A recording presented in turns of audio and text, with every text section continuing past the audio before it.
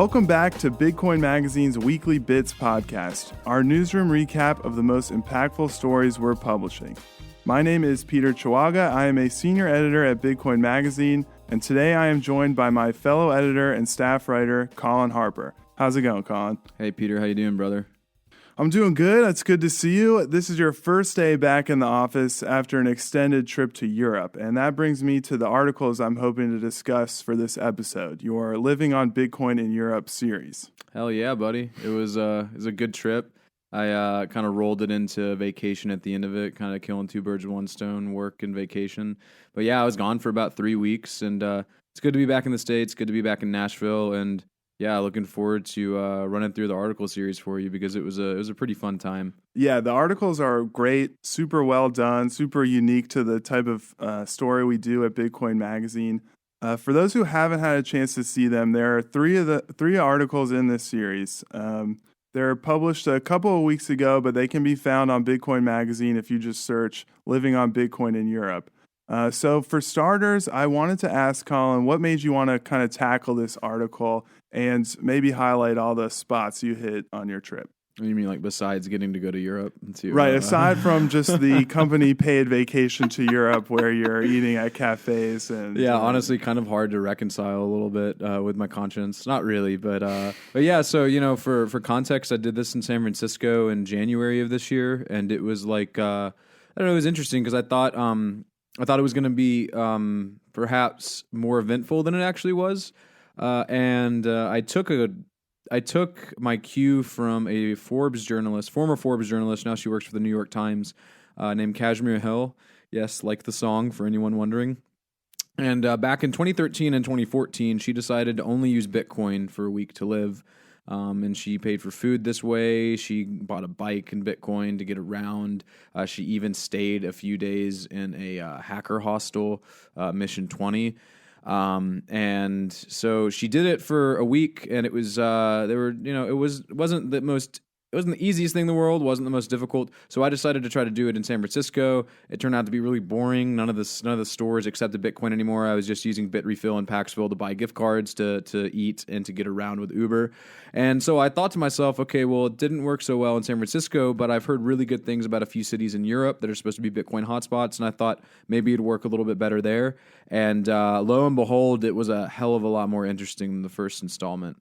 So really the impetus was kind of, I had done it in America in one city. The only other city I could probably get around with it was probably New York, maybe Austin, maybe Chicago. But so I wanted to see if I could do it in Europe and if I could do it a little bit better. Yeah, and I'm definitely going out of order here, but I know you hit Prague, Berlin, Amsterdam. Yeah, and then Arnhem was the last one. Arnhem, right. Yeah, so the order was I actually landed in Brussels, took a train to Amsterdam. Then I spent a day there, went to Arnhem, spent 2 days there, then went to Berlin for the Lightning Conference, and then ended up in Prague. So, yeah, my impression from reading this series and your series in San Francisco was that compared to the last time when you did this in America, it was a little bit easier, more interesting, as you said, and just in general, in those cities at least, like straight up more businesses are accepting Bitcoin for their services. Yeah, that was pretty much nailed it. That's the too long didn't read. And I think that was like that was the important thing for me is I wanted to actually go to places that accepted Bitcoin rather than just going through Bitrefill and then like buying Uber Eats credit or something like that, or Uber credit and doing Uber Eats, or like maybe getting like a gift card for another like McDonald's or some garbage like that. Because when you do that, it's kind of funny. It's like you're paying in Bitcoin, but like you're not really paying in Bitcoin, and it's actually kind of funny because the people don't know you're paying in Bitcoin. It's kind of this weird kind of disconnect, But there's something cool about that, right? Like if you were just banking on Bitcoin, you could use these services to buy pretty much anything you'd need in the developed world, which I thought was pretty cool and eye-opening. But this time around, yeah, like from the moment I landed in Amsterdam, or within 2 hours of being in Amsterdam, I ended up being able to go to a cafe and order a coffee and a sandwich with Bitcoin. And so like right off the bat, within the first 2 hours, it was already panning out to be better than the San Francisco trip, where it took me 4 days before I actually bought something point of sale with Bitcoin. and it ended up being a glass piece, actually. So I do want to ask kind of a more granular question before asking about some of the more thematic, big picture stuff. What was kind of the general sentiment you're getting from an otherwise standard business that did take BTC? So I'm kind of asking about a cafe that's more used to people coming in and paying in euros or whatever, but they do have, upon special request, sort of like a Bitcoin enabled payment service. Is it frustrating to them to have to whip out the iPad for that? Is it like this is just a way we're gonna bring in more people into the cafe because we're letting them pay this way? Like, what is the benefit to them to quote unquote like a normie business? Why are they adopting Bitcoin? Yeah, so this is actually a question I asked a lot of people, especially when I was in Arnhem and in Amsterdam. So the short answer is it depends on the merchant. It depends on who's working the counter. The longer answer, when I was in Amsterdam and Arnhem, basically all of the businesses there accept Bitcoin because of this one dude named Patrick, who and some of his business partners, including Annette, who run this service called BitCasa, which is basically a point of sale terminal that will accept the Bitcoin payments for the merchants, and then at their request either send it to a wallet that the merchants then control, or liquidate it and then wire them the funds. And so, and in the case of in the Netherlands, for the places where that's accepted, I asked a lot of the merchants, especially in Arnhem, because Arnhem is where Patrick's from, and that's the Bitcoin city. They have a website called Bitcoin Stad. Stad is city in Dutch and German. And basically, I asked all the merchants there, I was like, why do you guys do this? And I kind of joked with them, is it because Patrick's really charming? Is he just really convincing? I didn't really get why they would choose to do it, because it's not very many people paying in Bitcoin, as you could probably guess. And the consensus was kind of that I think some people actually legitimately, like a few answers I got where people were like, this seems to be the future. Digital payments are where we're heading. So this currency, this basically digital bank and digital monetary system seems to be something that they should learn how to use. So I think some of it is legitimate curiosity. I think some of it is also perhaps peer pressure is not the right word, but once a dozen stores take it, then the next dozen are easier to onboard, and so on and so forth. Once they saw more people doing it, it became more acceptable, even if it is still a novelty. I think some do have legitimate interest in the technology, and some actually hold what they get from it. So it's kind of like a nice little savings hedge. When I was in Berlin and Prague, though, I got the idea, because fewer places accept Bitcoin in those cities than in Arnhem and in Amsterdam in total. I kind of got the idea in Berlin and in Prague that the people who were doing it were actually Bitcoiners and were actual people who were interested in it. Like, for instance, Room 77 is the perfect example. The guy who runs that's a longtime cypherpunk. He's been into Bitcoin since 2011. I mean, he was on the cryptographic mailing list, if I recall correctly. He'd been keeping track of former attempts at digital cash, like back with like eGold and BitGold and following all those things. And then one of the guys in Prague that runs a cafe called Usadu, I think he's just a Bitcoiner. So there's not really much of a benefit for the people, to be honest, unless you're looking at it as a way to save some money. But it's, if I'm being frank, it's technically more laborious because they're going to have to go, they're going through Patrick, who's then going to liquidate it for them into euros and then send it to them. So, right. So, and that's kind of what I'm getting at, is like the dream of Bitcoin is that it will be really easy, better medium of exchange for merchants, because there will be no transaction fees, or payment will be more seamless. I think maybe the fact that they're like accruing Bitcoin and using that as a savings hedge sort of speaks to that, but there didn't seem to be yet. I mean, maybe adoption's the first step, really, anyway. But there didn't seem to be anything yet that's an actual tangible promise that's realized. Yeah. When otherwise normal cafe is like accepting Bitcoin. Yeah, I mean, and I kind of got a little bit of a taste of that promise in Arnhem, because one of the things that Patrick said, I was kind of asking him this, is like, why would they do this if this is just another hoop to jump through? And he said, again, part of it is some people believe that they should just try to dabble in it. It's not that much of a headache necessarily, because it's not too difficult to use. Only one or two merchants or like cashiers really were annoyed when I asked to pay for it because it doesn't take that long, especially if you're using Lightning. But one thing he said was there was one instance where a butcher buys, and I actually went to this butcher. He buys bread from a local cafe or from a local bakery that also accepts Bitcoin, and they'll pay for like if he has Bitcoin in his wallet, then he'll pay for the bread in Bitcoin. And so there's a circular economy there, albeit very small. And I think that's going to be the thing that, once the Lightning Network gets to a maturation point where it becomes usable and feasible, or some secondary network, I think that's what it's really going to take to have sufficient merchant adoption, is not just being able to pay for Bitcoin elsewhere, but for the merchants to be able to exchange it for goods with each other. That's going to be crucial, but obviously we're not there yet. Right. And so in addition to sort of like this is a cool experiment, let's try using Bitcoin in Europe.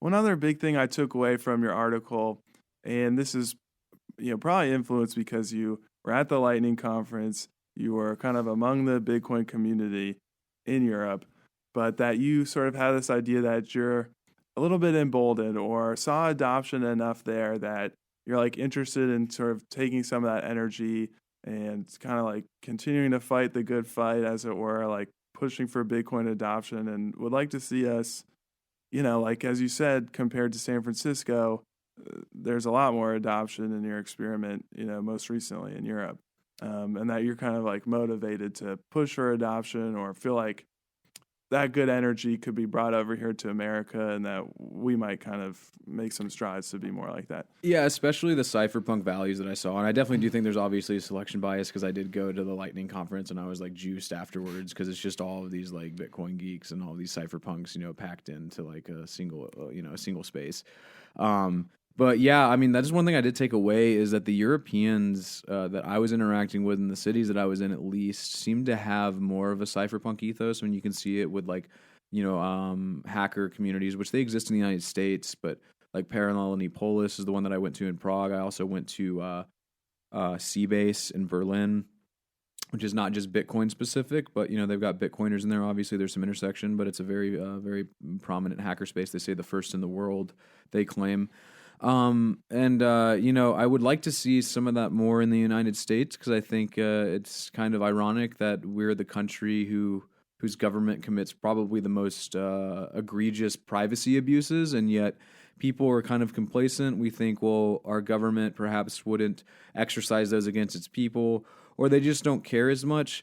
I don't know. I kind of had the feeling that the Europeans are more kind of concerned with privacy, and they have more. They technically, I mean, theoretically, whether or not this pans out in practice this way, because European countries are also probably engaging in mass surveillance, but they have the GDPR protection laws in the EU, which are privacy protection laws that we don't have in the United States.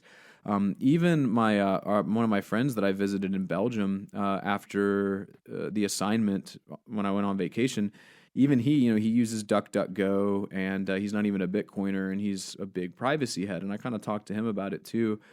And I don't really have a conclusion for why that is. I think maybe it's because we're the world's superpower in the United States, so we've kind of gotten complacent with the amount of power our government has, and we kind of just see it as a fact of life, and we think we're the good guys, maybe.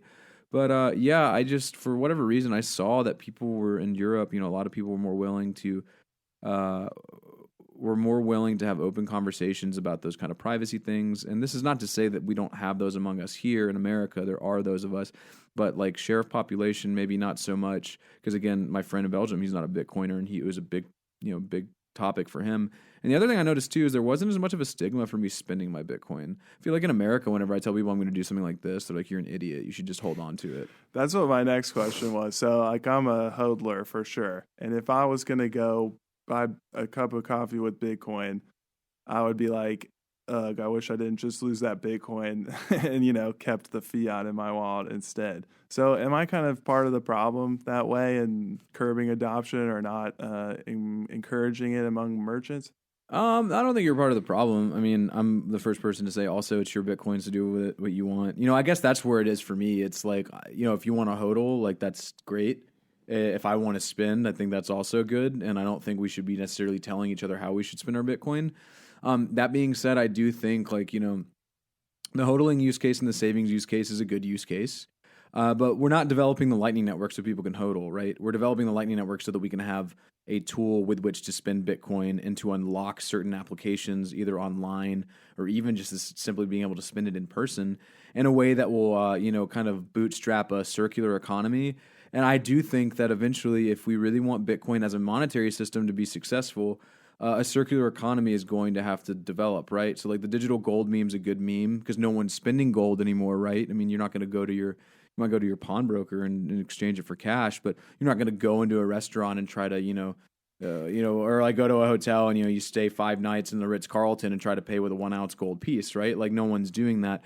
But gold also arose as a means of exchange and as a store of value, kind of simultaneously. But it was used as a means of exchange at one point, and I think we are going to have Bitcoin being used as a means of exchange if the digital gold meme and its imminence as a decentralized digital monetary system is going to remain intact. Like, we're going to need that eventually. Now, do I blame people for not spending their Bitcoin right now? Like, no, absolutely not, because there's not really any way that you can necessarily. But eventually, if we have enough people who believe in this stuff enough to where they keep the majority of their wealth in it, which is another thing I think Europeans might be more comfortable with. I don't know. Some of our American listeners might be like cursing me for saying that, because I don't know, a lot of American Bitcoiners probably not our listeners. I think you're safe with anyone who's tuning in here. But I think once more people are comfortable with holding the majority of their wealth in Bitcoin, and they start seeing price rises and they're not willing to cash out into fiat as much, your wealth is growing. And let's say that you have most of your savings in Bitcoin, and you take your weekly or biweekly paycheck in cash. Well, you're going to use that cash to get around. But if Bitcoin starts increasing in value year after year, you might be incentivized to spend some of your holdings because it's value that has accrued over the year, and you might be wanting to spend that value, right? Because it's additional money in your savings that you didn't have before. So if number go up, then you might not feel as bad about your local, Levi merchant accepts Bitcoin now for whatever reason. I'm going to go get a new pair of jeans or something like that. Yeah, just that last point, maybe it's a double-edged sword. The more a number go up, the more I'm like, ooh, wait, I got to hold on to this Bitcoin. But, right, once the monetary system throughout the world collapses, then I'll be spending my sats for sure. Yeah, and that's the thing, too. I think once if we really do get to a point where, if the dollar becomes worthless, and most currencies end up becoming worthless, places in high stress areas right now, places like Venezuela and Argentina, they're not spending their Bitcoin, they're using it to exchange value between other currencies. And that's great, but if Bitcoin becomes the most stable currency, then people are going to be naturally incentivized to spend that Bitcoin. And then once we get there, that's just an entirely different ballgame. I mean, I don't know if we'll ever get to that point where it does become the world reserve currency, but if it does, man, that's going to be something to see.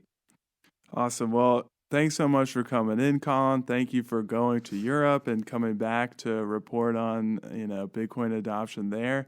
Is there anything else about that series you'd want listeners to know? Definitely, if you're in Europe, I would highly recommend. If you're in Europe, if you're in Europe or you're a European Bitcoiner or you're an American, you're traveling in Europe, I highly recommend giving Arnhem a visit. That was probably my favorite place I visited during the entire trip.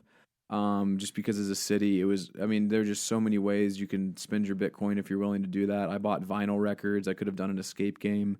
It was really cool. And the dude, Patrick and Bitcasa, they're doing fabulous work over there.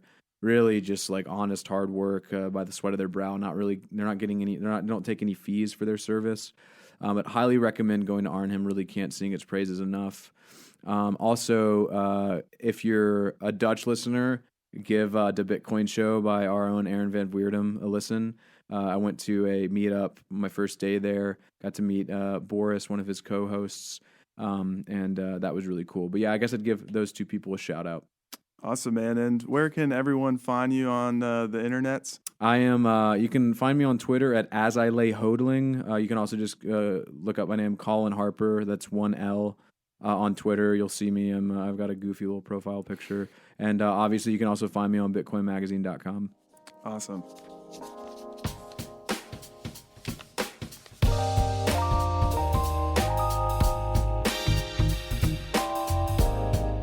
The Bitcoin Magazine Weekly Bits podcast is a BTC Media produced podcast on the Let's Talk Bitcoin network. It was produced and edited by Graham Peterson and David Hollerith. If you're interested in reading the story we discussed or others like it, check out our homepage at bitcoinmagazine.com and make sure to follow us on Twitter at Bitcoin Magazine to keep up with all the latest. You can find more engaging podcasts over at letstalkbitcoin.com, and you can follow them on Twitter at the LTB Network for all the latest episodes. Be sure to subscribe to the show on the Apple Podcast app, Spotify, or wherever else you get your podcasts. If you enjoy the show, please take a few seconds to give us a rating and review. It really helps us improve and reach new listeners. Finally, I want to remind listeners about the upcoming Bitcoin 2020 conference being held in San Francisco from March 27 to 28 next year. It's already shaping up to be the biggest Bitcoin conference ever, and I know there's a ton more to announce. You can learn more at bitcoin2020conference.com. Thank you so much for tuning in. We'll see you next week.